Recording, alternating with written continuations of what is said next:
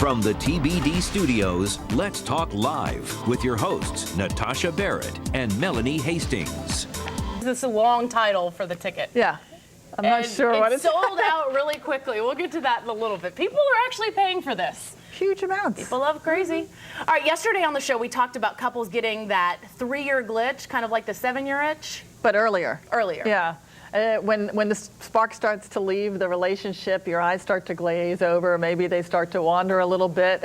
It's a new trend, actually. It's called getting a hall pass. And this trend is growing so quickly, Hollywood actually made a movie out of this. The movie stars Owen Wilson and Christina Applegate. And, well, after the movie came out, we want to know what this fad was all about and if a lot of people are trying it out. So we brought in clinical psychologist Maya Coleman-King to talk about it today. And she's here with us in the studio. Hi, Maya. Good to see you. Hi. No, you actually saw the movie last night, right? I did. What did you think? I thought it was pretty wacky and unconventional, but certainly I assume is a new concept that's kind of taking off, but I'm very curious about how successful a long-term marriage or relationship could really be with such a pass. In the movie, did it work out for those couples? Actually, yes, and I think partly because at least the main couple, Owen and his wife, didn't really act on the hall pass. I think it was much more difficult than they assumed to just kind of turn back time, you know, to one's youth and just frolic for a week. So it was much more challenging, I think, than the main characters assumed. So in the movie, wasn't it the girls that gave the guys the hall pass? So exactly. They said to the guys, basically, you're allowed to cheat. Right. For a week. A week. And they didn't want to hear anything about it. But the wives also had a break as well. So they kind of separated and, you know, both did this kind of time apart. But I think what they found is that to attempt to fulfill one's fantasy, it's much more complicated than you may really think. And then also realizing that what you think you're seeking outside of your marriage, perhaps you've had it with your partner all along. And then going back to dating after you've either been, you know, married coupled with up children or married, it's like, it's work. Yeah, it's quite challenging, and that's really what the movie portrayed. It's kind of like the guys spent probably 5 out of the 7 days trying to figure out where to go. How do you meet a young woman? Yeah, because dating slightly changed. If you've been married a couple of years or with somebody, it's a whole new world. Exactly. About what happens and what are the alleged rules and all that thing. And maybe those one-liners don't work so well. Oh, yeah, there was a huge scene about that. Exactly. Very contrived and just not feeling really comfortable. And then when they found the young women, they obviously didn't fit in. So the younger women are looking at them like, you're my dad or like my uncle. Wow. Like, you know, so there was a lot of disconnect around that. So what's really behind this, do you think? That couples, obviously Hollywood had this idea because somebody must have done it somewhere or thought about it or wanted the opportunity. If someone is thinking about that or even joking about it, what's really going on? Clearly, when people are in a relationship and they have some needs that aren't getting met, it does kind of spark this interest in that wandering eye, as you brought up earlier.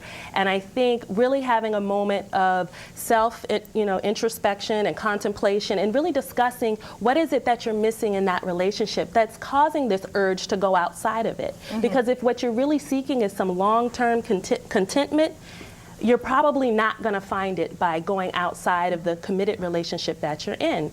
But of course, if you decide you're going to have an open relationship, it takes a lot of communication. I don't know, who could do that? Exactly. Do you buy into the whole premise of this movie that this is happening then more and more and with more frequency? Are you seeing that? Well, the research says that somewhere between 4 to 9%, that's one research study that I did find, and then another one says fewer than 1% of couples are really trying this. Are these young age group, or I mean, what's the age where this is happening? think it's younger couples, but they're also saying alternative couples, so like not just married, couples. not just married couples. So I was about to say, hey, if you want this, then why be in a committed relationship? Exactly, because it's kind of one or the other. But what I think that people do is they have kind of a cognitive or intellectual understanding of the way it's going to happen, but then emotionally, you can't really predict how you're going to feel. So a lot of emotions kind of come up: envy, jealousy. Then you start to get worried. Do you really like that person? Well, that's what I was thinking. A woman can say that, but does she really mean that until it happens? Because then you want to know everything about that woman. You know what I'm saying? Exactly.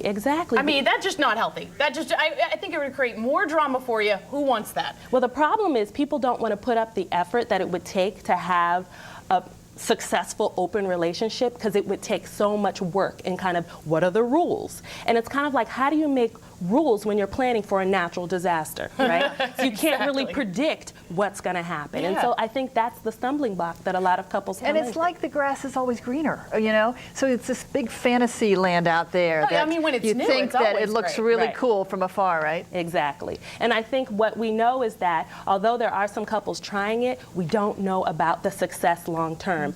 9 times out of 10, at least in what I was able to find, couples end up splitting up over it because one person may feel betrayed, like they violated the rule or something like that. So it's not a lot of research or data that supports that this can really work. Well, you've got to wonder if someone brings it up, what's missing? What do I not have that you need? That has to be the ultimate thing. Exactly, exactly. And I think a lot of times couples struggle, and I'll go out on a limb and I'll say men in particular, struggle a lot with articulating their emotions, their feelings, what their needs are. I think women sometimes have a lot more experience in talking about what's going on with them. That's how we relate to other women. But when it comes to men, they kind of struggle with feeling comfortable in saying, this is a weakness or this is a need of mine, and I'm really depending on you to help me meet that need. So this is a big challenge in a lot of relationships. Yeah, if you're not talking, you're not talking. In this movie, did the guys or the girls fare better when they tried it out?